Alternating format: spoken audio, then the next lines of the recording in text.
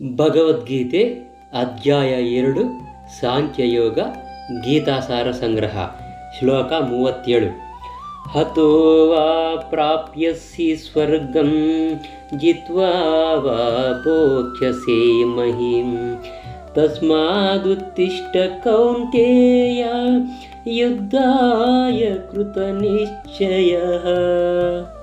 ಅನುವಾದ: ಕುಂತಿಯ ಮಗನಾದ ಅರ್ಜುನನೇ, ನೀನು ಯುದ್ಧದಲ್ಲಿ ಮಡಿದು ಸ್ವರ್ಗವನ್ನು ಸೇರುತ್ತೀಯೇ ಅಥವಾ ಗೆದ್ದು ಭೂಮಿಯ ಮೇಲೆ ರಾಜ್ಯವನ್ನು ಅನುಭವಿಸುತ್ತೀಯೇ?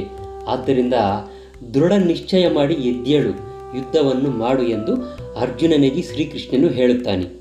ಇದರ ಭಾವಾರ್ಥ: ಅರ್ಜುನನ ಪಕ್ಷಕ್ಕೆ ವಿಜಯ ದೊರಕುವುದೆಂಬುದು ನಿಶ್ಚಯವಲ್ಲದಿದ್ದರೂ ಕೂಡ ಅವನು ಯುದ್ಧವನ್ನು ಮಾಡಲೇಬೇಕು, ಏಕೆಂದರೆ ಅವನು ಅಲ್ಲಿ ಮಡಿದರೆ ಸ್ವರ್ಗಕ್ಕೆ ಏರುವನು. ಶ್ಲೋಕ 38 ಸುಖ ದುಃಖೇ ಸಮೇ ಕೃತ್ವಾ ಲಾಭಾಲಾಭೌ ಜಯಾಜಯೌ ತತೋ ಯುದ್ಧಾಯ ಯುಜ್ಯಸ್ವ ನೈವಂ ಪಾಪಮವಾಪ್ಸ್ಯಸಿ. ಅನುವಾದ: ಸುಖ ದುಃಖಗಳನ್ನು, ಲಾಭ ನಷ್ಟಗಳನ್ನು, ಜಯಾಪಜಯಗಳನ್ನು ಪರಿಗಣಿಸದೆ ನೀನು ಯುದ್ಧ ಮಾಡಲೆಂದೇ ಯುದ್ಧ ಮಾಡು. ಹೀಗೆ ಮಾಡಿದರೆ ನಿನಗೆ ಪಾಪದ ಭಯ ಅನ್ನೋದು ಇರೋದಿಲ್ಲ. ಇದರ ಭಾವಾರ್ಥ: ಶ್ರೀಕೃಷ್ಣನಿಗೆ ಯುದ್ಧ ಮಾಡಬೇಕೆಂದೇ ಅಪೇಕ್ಷೆ. ಆದ್ದರಿಂದ ಈಗ ಅವನು ಅರ್ಜುನನು ಯುದ್ಧ ಮಾಡುವುದಕ್ಕಾಗಿಯೇ ಹೋರಾಡಬೇಕೆಂದು ನೇರವಾಗಿ ಹೇಳುತ್ತಿದ್ದಾನೆ. ಕೃಷ್ಣ ಪ್ರಜ್ಞೆಯ ಕಾರ್ಯಗಳಲ್ಲಿ ಸುಖ ದುಃಖ, ಲಾಭ ನಷ್ಟ, ಜಯಾಪಜಯಗಳ ಪರಿಗಣನೆಯೇ ಅನ್ನೋದು ಇರೋದಿಲ್ಲ. ಕೃಷ್ಣನಿಗಾಗಿ ಮಾತ್ರವೇ ಎಲ್ಲವನ್ನು ಮಾಡಬೇಕು ಎನ್ನುವುದೇ ಅಲೌಕಿಕ ಪ್ರಜ್ಞೆ. ಆದ್ದರಿಂದ ಐಹಿಕ ಕರ್ಮಗಳಿಗೆ ಪ್ರತಿಫಲವೂ ಇರುವುದಿಲ್ಲ. ಸಾತ್ವಿಕ ಗುಣದಲ್ಲಾಗಲಿ ರಜೋಗುಣದಲ್ಲಾಗಲಿ ತನ್ನ ಇಂದ್ರಿಯ ತೃಪ್ತಿಗಾಗಿ ಕರ್ಮ ಮಾಡುವವನು ಒಳ್ಳೆಯ ಅಥವಾ ಕೆಟ್ಟ ಪ್ರತಿಫಲಕ್ಕೆ ಒಳಗಾಗುತ್ತಾನೆ.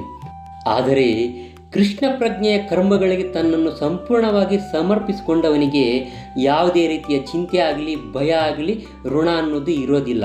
ಇವೆಲ್ಲ ಸಾಮಾನ್ಯ ಕರ್ಮಗಳಲ್ಲಿ ತೊಡಗಿದಾಗ ಮಾತ್ರ ಘಟಿಸುತ್ತದೆ. ಇದರ ಬಗ್ಗೆ ಈ ಶ್ಲೋಕದಲ್ಲಿ ಈ ರೀತಿ ವಿವರಣೆಯನ್ನು ಕೊಡಲಾಗಿದೆ.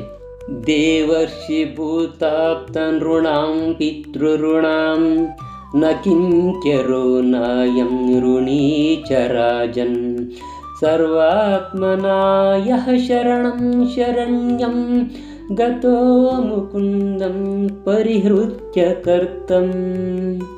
ಐಹಿಕ ಪ್ರಪಂಚದಲ್ಲಿರುವ ಎಲ್ಲ ಕರ್ತವ್ಯಗಳನ್ನು ಬಿಟ್ಟು ಕೃಷ್ಣನಿಗೆ ಶರಣಾದವನಿಗೆ ಯಾರ ಋಣವೂ ಇರೋದಿಲ್ಲ, ಯಾರ ಹಂಗೂ ಇರೋದಿಲ್ಲ. ದೇವತೆಗಳು, ಋಷಿಗಳು, ಒಟ್ಟಿನಲ್ಲಿ ಜನತೆಯ ಬಂಧುಗಳು, ಮಾನವ ಕುಲ, ಪಿತೃಗಳು ಯಾರ ಹಂಗೂ ಇಲ್ಲ, ಋಣವೂ ಇರೋದಿಲ್ಲ. ಈ ಶ್ಲೋಕದಲ್ಲಿ ಕೃಷ್ಣನು ಅರ್ಜುನನಿಗೆ ಇದರ ಸೂಚನೆಯನ್ನು ಕೊಡುತ್ತಿದ್ದಾನೆ. ಮುಂದಿನ ಶ್ಲೋಕಗಳಲ್ಲಿ ಇದನ್ನು ಇನ್ನೂ ಸ್ಪಷ್ಟವಾಗಿ ನಿರೂಪಿಸಲಾಗಿದೆ.